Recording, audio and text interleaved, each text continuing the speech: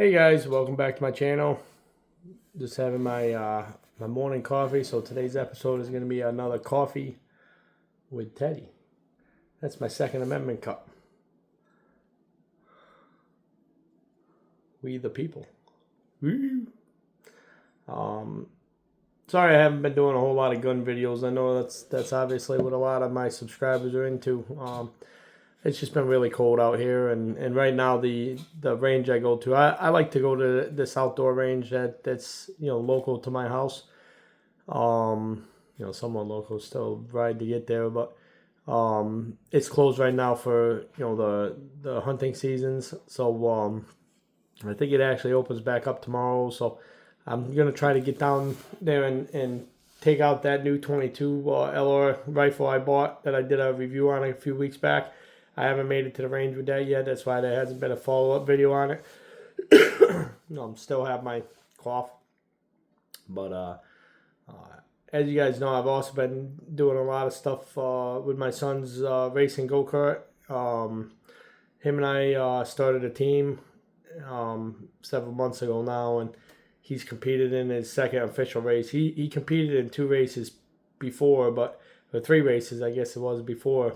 But he didn't really have any competition. There was one race that there was one person, but they lasted 1 or 2 laps and then cut out. So unfortunately, he didn't have any competition. So anyhow, this was like his second official race. They had competitors, so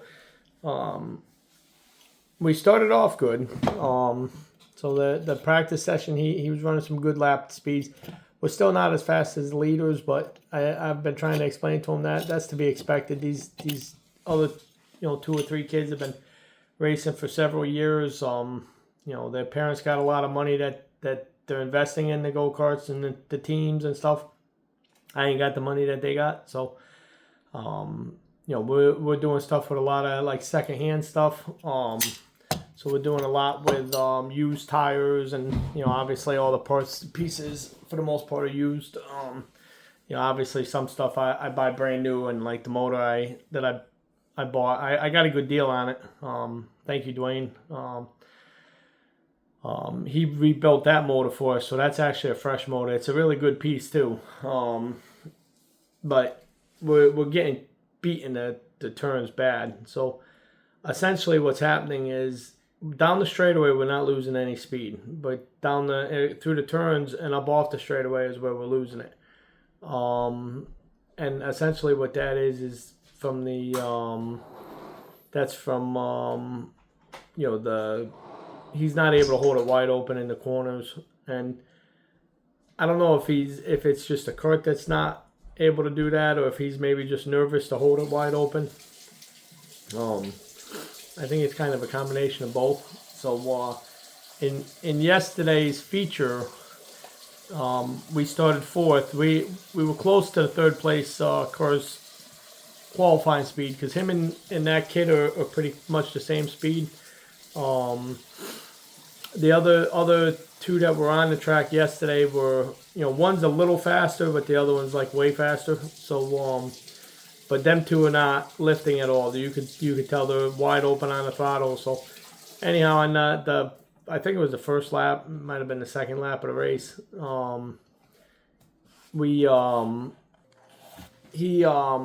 He did a lot better on the start of the race. He stayed tight with the pack this time. He didn't want to be on the outside, so he was a little nervous doing that. He's a new driver, so he was just a little nervous about starting on the outside. So anyhow, he did a really good job. He stayed with the pack. He lifted just a touch.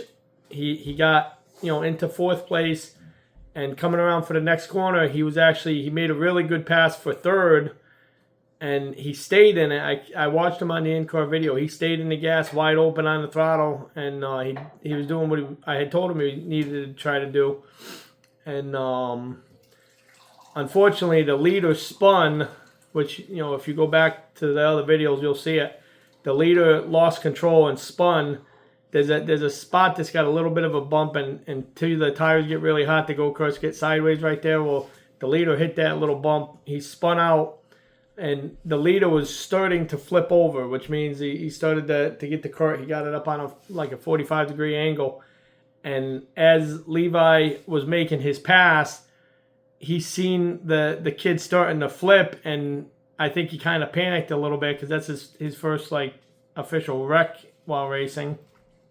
And so he said he let off the throttle, and the kid that was behind him gave him a shot in the rear of the go-kart, and that spun Levi around real fast, and Levi just slammed into the kid at almost full speed. And if you watch on the in-car video, one that I posted, Levi just about got thrown out of the go-kart, and when he landed on the corner of his seat, and that obviously didn't feel very well. So he yeah, if you watch the in-car video, you'll see what I'm saying. It's it definitely didn't tickle.